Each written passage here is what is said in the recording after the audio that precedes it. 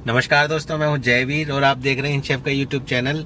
इस वीडियो में हम बात करेंगे टेफ्लॉन कोटिंग के बारे में कि टेफ्लॉन कोटिंग क्या हमारे लिए वास्तव में बहुत डेंजरस होती है। जैसे कि कुछ वेबसाइट या कुछ कई बार न्यूज़पेपर में भी आता है कि टेफ्लॉन कोटिंग डेंजरस है।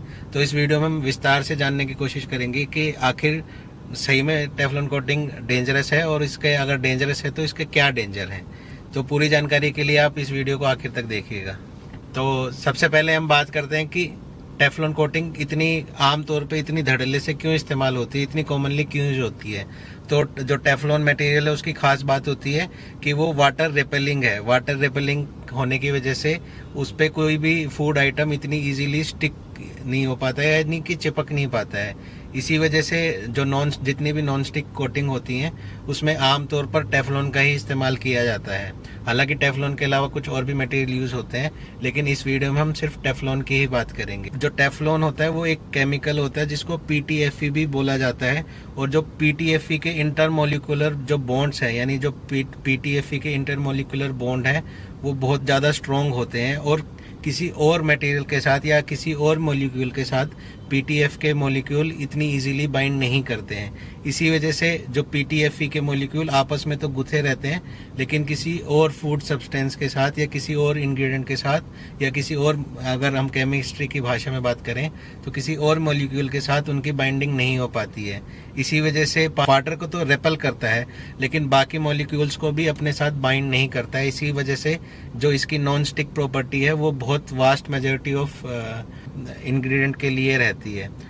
तो आमतौर पे ये धारणा है कि जो टेफ्लॉन कोटिंग है वो बहुत ही डेंजरस होती है।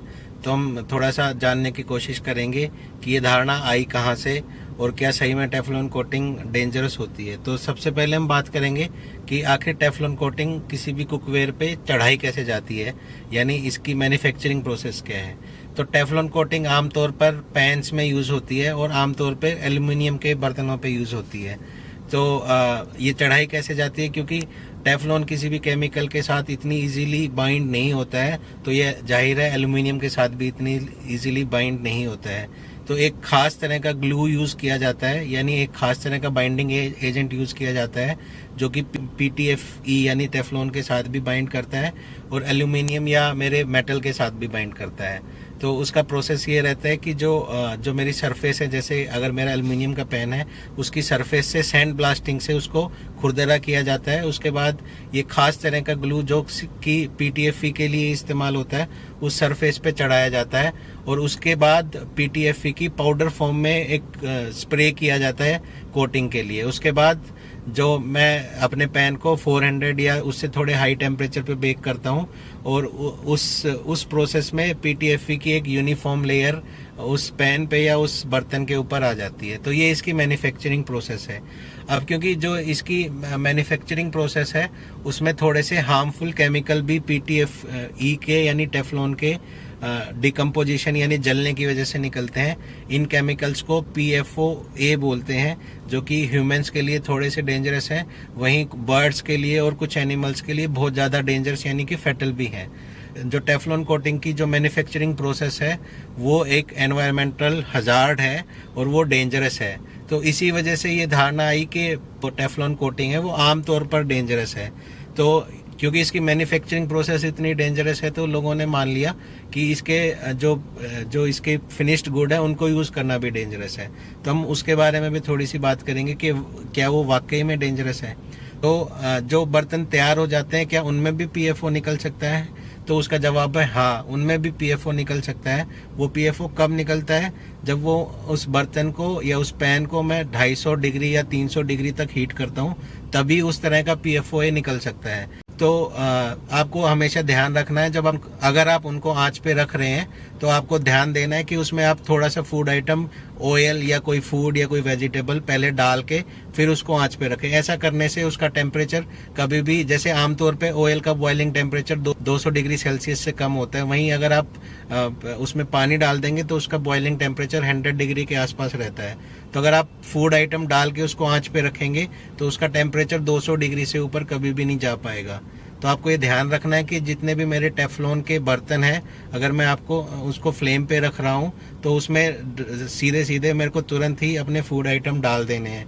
इसी तरह से जो टेफ्लॉन कोटिंग है वो सैंडविच ग्रिलर्स में भी यूज़ होती है, तो वहाँ पे भी मेरे को ध्यान देना है कि उसका टेम्परेचर मेरे को 250 डिग्री, जो जितने भी मेरे ग्रिल हैं या मेरी वेफल की मशीन है उसमें मेरे को टेम्परेचर 250 से ऊपर नहीं जाने देना है।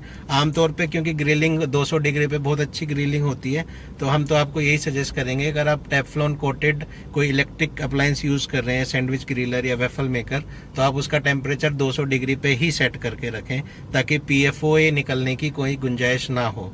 तो अब हमने ये बात करी कि आप इसको बर्तन में यूज़ करते टाइम या अपने किचन में यूज़ करते टाइम या अपने रेस्टोरेंट में यूज़ करते टाइम PTFE या टेफ्लॉन को कैसे PFOA जनरेट करने से रोक सकते हैं। अब दूसरा सवाल ये आता है कि जैसे हम किसी यूटेंसिल को यूज़ करते हैं तो टेफ्लॉन कोटिंग तो थोड़ी थोड़ी हमेशा उतरती है, तो वो फूड में मिक्स भी होती है, तो क्या वो जो फूड में मिक्स होती है वो भी डेंजरस है? तो इसका सीधा सीधा जवाब है कि आज तक उसका कोई डेंजर पता नहीं लग पाया है। उसका कारण सीधा सीधा ये है क्योंकि जो टेफ्लॉन है वो किसी केमिकल के साथ या किसी मॉलिक्यूल के साथ या किसी एसिड के साथ इतनी इजीली रिएक्ट कर ही नहीं पाता है। तो अगर हमने उसको इंजेस्ट कर भी लिया, जो कि हम बहुत कॉमनली करते हैं, क्योंकि जो टेफ्लॉन कोटिंग है वो बहुत कॉमनली उतरती रहती है और हमारे जाहिर है वो हमारे पेट में ही जाती है, तो जो फूड ट्रैक में कहीं भी किसी भी एंजाइम के साथ या हमारे स्टमक के एसिड के साथ रिएक्ट ही नहीं कर पाती है, तो वो हमारे फूड ट्रैक से डायरेक्टली बाईपास हो जाती है यानी निकल जाती है। तो इस वजह से जो टेफ्लॉन कोटिंग है वो जो उतरती है वो हमें कोई साइड इफ़ेक्ट नहीं करती है। तो हमने थोड़ी सी बात करी कि थोड़ा सा तो रिस्क है ही टेफ्लॉन के बर्तन यूज़ करने में या टेफ्लॉन के पैन्स या टेफ्लॉन के अप्लायंस यूज़ करने में। अगर आप उसके अल्टरनेट पे जाना चाहेंगे तो जो सिरामिक कोटेड जितने भी मेरे यूटेंसिल्स होते हैं वो टेफ्लॉन से हम मान सकते हैं कि ज़्यादा सेफ़ है। वहीं आप अगर सैंडविच ग्रिलर यूज़ कर रहे हैं या फिर आप वेफल मेकर यूज़ कर रहे हैं तो आप कास्ट आयरन पे भी जा सकते हैं या आप कास्ट आयरन का पैन भी यूज़ कर सकते हैं। हालांकि कास्ट आयरन की जो क्लीनिंग है वो थोड़ी टफ प्रोसेस है, लेकिन कास्ट आयरन के पैन टेफ्लॉन कोटेड पैन से निश्चित ही रूप से एनवायरनमेंट के हिसाब से या हेल्थ के हिसाब से थोड़ी सी एडवांटेज रखते हैं। इसके साथ साथ आप टेफ्लॉन कोटेड यूटेंसिल की जगह कुछ जगह पे स्टेनलेस स्टील के भी यूटेंसिल यूज़ कर सकते हैं, हालांकि स्टेनलेस स्टील बिल्कुल भी नॉन स्टिक नहीं होता है। तो इसके साथ साथ टेफ्लॉन कोटेड यूटेंसिल के जो हमने अल्टरनेट बताए जैसे कि सिरामिक या कास्ट आयरन, उसके साथ साथ सिलिकॉन का भी इस्तेमाल किया जाता है बेकरी में, क्योंकि जो सिलिकॉन के मोल्ड होते हैं उसको आसानी से 200, 250, 300 डिग्री तक गर्म करके उसका कोई साइड इफ़ेक्ट नहीं निकलता है। तो बेकरी में हम टेफ्लॉन कोटेड मोल्ड्स की जगह सिलिकॉन के मोल्ड्स भी यूज़ कर सकते हैं। और आम तौर पे जो अच्छी बेकरी होती हैं, बड़ी बेकरी होती हैं, वो टेफ्लॉन कोटेड मोल्ड्स ना यूज़ करके या स्टेनलेस स्टील के मोल्ड ना यूज़ करके सिलिकॉन के मोल्ड्स ही यूज़ करते हैं, क्योंकि एक तो सिलिकॉन बहुत ही मतलब इनर्ट है, फूड मटेरियल के साथ रिएक्ट नहीं करता है, दूसरा वो चिपकता भी नहीं है, मतलब उसकी नॉन स्टिक प्रॉपर्टीज़ भी हैं। हालांकि कुकिंग में सिलिकॉन का इस्तेमाल नहीं किया जा सकता है, लेकिन बेकरी ओवन में सिलिकॉन का आसानी से इस्तेमाल किया जा सकता है। तो दोस्तों अब हमने इस वीडियो में जो बात करी उसको हम थोड़ा सा कंक्लूड करते हैं। एक, टेफ्लॉन कोटिंग की जो मैन्युफैक्चरिंग प्रोसेस है वो डेंजरस है। दूसरा, हमें जो टेफ्लॉन कोटेड यूटेंसिल्स हैं या इलेक्ट्रिक अप्लायंस हैं वो खाली नहीं चलाने हैं, यानी कि डायरेक्ट खाली पैन पे नहीं रखने हैं, फूड आइटम डाल के ही पैन पे रखना है। तीसरा, जो हमें बेकिंग टेम्परेचर, मेरे जो इलेक्ट्रिकल टेफ्लॉन कोटेड अप्लायंस है उसका टेम्परेचर 200 या 250 से नीचे ही रखना है, तो हम सजेस्ट करेंगे आप 200 ही रखें। हालांकि आप 250 तक उसको लेके जा सकते हो। उसके बाद क्योंकि PFO निकलने की गुंजाइश है तो वो डेंजरस हो जाता है। साथ ही साथ हमने बात करी कि अगर मैं टेफ्लॉन को जो मेरे अगर स्क्रैच आउट हो गया किसी बर्तन से तो मैं उसको इंजेस्ट करता हूँ तो उसका कोई साइड इफेक्ट या कोई डेंजर नहीं है। तो दोस्तों इस वीडियो में हमने बताने की कोशिश करी कि जो टेफ्लॉन कोटिंग यूटेंसिल्स हैं वो आमतौर पर सेफ़ होते हैं और आप उसको और ज़्यादा सेफ़ कैसे बना सकते हैं। आशा है इस वीडियो में दी गई जानकारी आपको पसंद आई होगी। हम भविष्य में भी इसी तरह की इम्पोर्टेंट जानकारी आपको देते रहेंगे।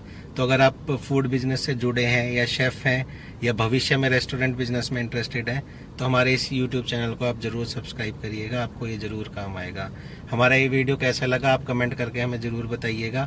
अगर आपको कोई एडिशनल सवाल है टेफ्लॉन कोटिंग से रिलेटेड या हमारे किसी भी वीडियो से रिलेटेड या हमारे वेबसाइट से रिलेटेड या हमारे प्रोडक्ट्स के रिलेटेड, तो आप इस वीडियो के नीचे कमेंट डाल के वो क्वेश्चन डायरेक्टली हमसे पूछ सकते हैं।